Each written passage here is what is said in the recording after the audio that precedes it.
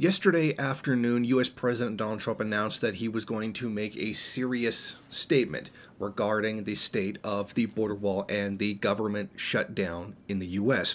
Well, now it turns out that what it was is what he called a common sense compromise. In exchange for getting funding for the wall, he promised 3 years of legislative relief for 750,000 DACA recipients, and a 3-year extension for the stay for some of the 300,000 migrants with temporary protected status, which means he's just going to kick them out later. Now, apart from the $5.7 billion wall, what he also wanted was a bunch of measures to beef up border security to fend off drug traffickers and recruiting an additional 2,750 border agents, allocating $800 million in urgent humanitarian assistance and $805 million to combat drug trafficking. Now, it seems like the Republican Party, even the ones that were adamantly anti-Trump, are now standing behind Trump on this deal, saying that this is a fair compromise that should be put through. However, the Democrats do certainly feel differently in that they completely rejected the border wall. In fact, Nancy Pelosi and Chuck Schumer both took to the airways to essentially reject Trump's deal before he even made it. Now, according to reports, they had received a forehand knowledge of what that offer was going to be, and that they had decided that this was nonsense. Now, essentially what we have here is Trump is not going to get his border wall. He said he was going to build it, and that Mexico was going to pay for it. Then it was the American taxpayer is going to pay for it.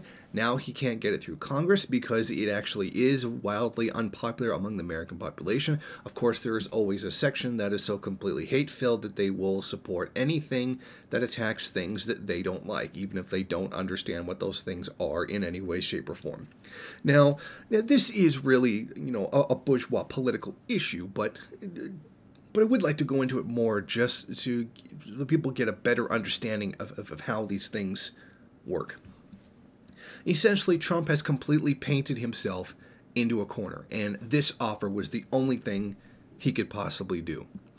Either he's going to give up on the wall and completely lose face in front of his supporters, and the last of his promises will be officially be broken. And one of the biggest promises that he made, which completely played to their xenophobia and stupidity. If he continues to push for it, there's going to be a continued government shutdown, and starting next month, what's going to happen is that food stamps are going to run out. Funding for a lot of the programs that keep the public running are going to run out.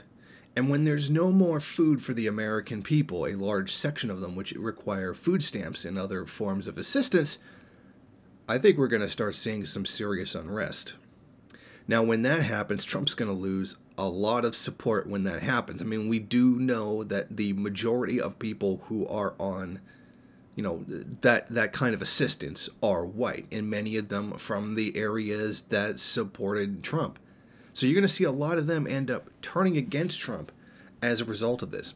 In other words, Trump really is in a position where he's damned if he does, and he's damned if he doesn't. And he's painted himself completely into this corner. Now, the best thing he can do to try to save face is to try to make some kind of compromise. Now, of course, that compromise has been completely rejected because people don't want the damn border wall. It is a massive waste of money. It's a symbol of xenophobia. It's an act of racism, etc.